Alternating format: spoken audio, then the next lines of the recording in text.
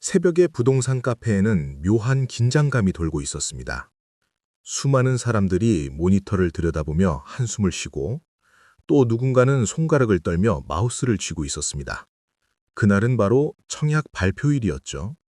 그중 한 사람, 올해 62의 남성은 조용히 화면을 바라보고 있었습니다. 그는 평생을 일하느라 내 집 한 채 없이 살아왔습니다. 은퇴가 다가오자 이제는 나도 내 집 하나 있어야 하지 않겠나 하는 생각에 청약을 시작했습니다. 하지만 번번이 떨어졌습니다. 자신보다 젊은 사람들은 당첨되는데 자신은 늘 예비번호도 없다는 결과만 받았습니다. 그는 이렇게 말했습니다. 나는 그냥 운이 없는 사람인가 봅니다. 그런데 정말 그럴까요? 운이 없어서 떨어지는 걸까요? 아니면 제도를 제대로 몰라서 기회를 놓치고 있는 걸까요? 오늘은 바로 그 이야기입니다. 바뀐 청약제도 속에서 우리가 놓치고 있는 진짜 당첨의 비밀, 그리고 그 기회를 다시 잡는 방법에 대해 말씀드리려 합니다. 얼마 전 정부는 청약제도를 대대적으로 손봤습니다.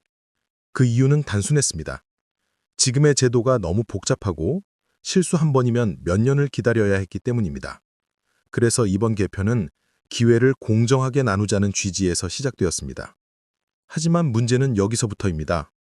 많은 분들이 이제 청약이 더 쉬워진 거 아니냐고 생각하지만 실상은 오히려 정보를 아는 사람만 기회를 잡을 수 있는 구조로 바뀌었다는 점입니다.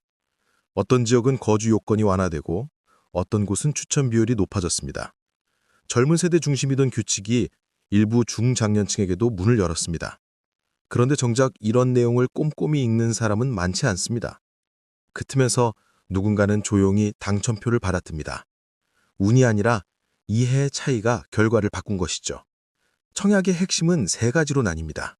어디에 신청하느냐, 어떤 방식으로 하느냐, 그리고 언제 하느냐. 예를 들어 수도권 중심의 청약은 경쟁률이 치열합니다. 하지만 조금만 눈을 돌리면 교통 호재가 예정된 인접지역이나 새로 지정된 공공택지에서 의외의 기회가 열립니다. 한 50대 부부가 있었습니다. 그들은 몇 년 동안 서울 청약만 노렸습니다.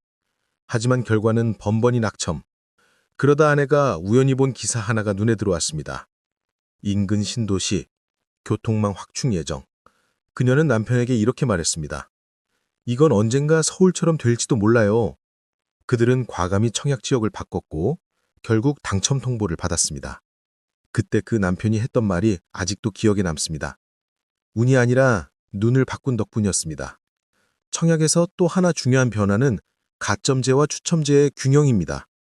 예전에는 무조건 가점이 높은 사람이 유리했습니다.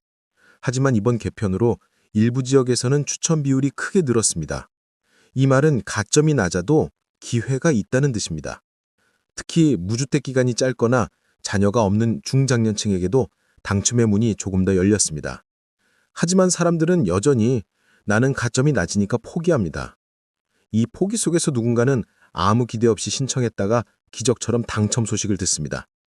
그 차이는 도전하느냐 포기하느냐의 한 끗 차이입니다. 그리고 이제부터가 진짜 핵심입니다. 청약제도는 숫자 싸움처럼 보이지만 사실은 정보의 흐름을 읽는 싸움입니다. 요즘은 청약홈 사이트나 부동산 플랫폼을 통해 실시간으로 변경된 조건을 확인할 수 있습니다. 거주기간, 우선 공급 대상, 신혼, 생애 최초 특별 공급 등 이런 세부 항목이 수시로 바뀌지만 대부분 사람들은 뉴스 한 줄 보고 넘깁니다. 하지만 바로 그 한 줄이 당첨과 낙첨을 갈라놓습니다. 얼마 전 한 지인은 뜻밖의 곳에서 청약에 당첨되었습니다. 그 이유는 단순했습니다. 그는 매일 아침마다 청약 관련 공지를 꼼꼼히 읽었습니다. 다른 사람들은 관심단지만 보던 그 시간에 그는 자격 조건 완화 지역을 찾고 있었습니다. 결국 그 지역은 경쟁률이 낮았고 그가 받은 결과는 당첨이었습니다. 그는 이렇게 말했습니다. 청약은 복권이 아니라 공부입니다. 이 한마디에 제도 개편의 본질이 담겨 있습니다. 또 하나 놓치기 쉬운 포인트가 있습니다. 바로 청약 통장 관리입니다. 중년 세대의 많은 분들이 수십 년 전 가입한 통장을 그대로 두고 계십니다. 그런데 이번 개편으로 통장 종류에 따라 우선순위가 달라졌습니다. 예전에는 불리했던 상품이 이제는 유리해진 경우도 있습니다. 따라서 본인 통장이 현재 제도에 맞는지 은행에 문의해 조정하는 것이 필수입니다. 이 단순한 점검 하나로 몇 년의 기회를 앞당길 수 있습니다. 한 장의 통장이 당신의 노후 주거를 결정짓는 시대입니다. 마지막으로 꼭 드리고 싶은 말씀이 있습니다. 청약은 단순한 부동산 투자가 아닙니다. 그건 삶의 안정을 위한 약속입니다. 젊을 땐 내 집이 사치처럼 느껴졌지만 나이가 들수록 집은 단순한 공간이 아니라 마음이 쉬는 자리가 됩니다. 청약제도의 변화는 그런 안정을 되찾을 마지막 기회를 의미합니다. 포기하지 마십시오.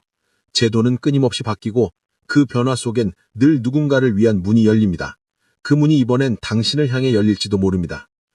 오늘 이야기를 들으시며 혹시나 가슴 한켠에 묵혀둔 내 집의 꿈이 다시 피어오르셨다면 그건 결코 늦지 않은 신호입니다. 청약제도는 어려워 보이지만 그 속의 흐름을 이해하면 누구에게나 기회가 있습니다. 이 영상을 끝까지 시청해 주셔서 진심으로 감사드립니다. 좋아요와 구독으로 함께해 주신다면 앞으로도 바뀌는 제도 속에서 여러분의 기회를 한 발 앞서 전해드릴 예정입니다. 당신의 이름이 다음 당첨자 명단에 오르는 그날까지 끝까지 함께하겠습니다.